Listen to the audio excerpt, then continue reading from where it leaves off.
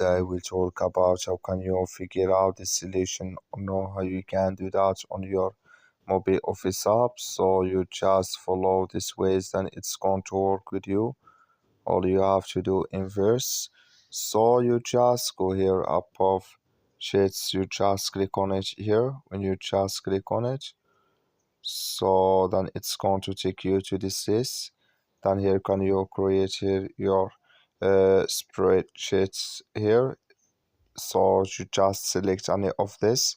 Okay, so I'm going to select this here.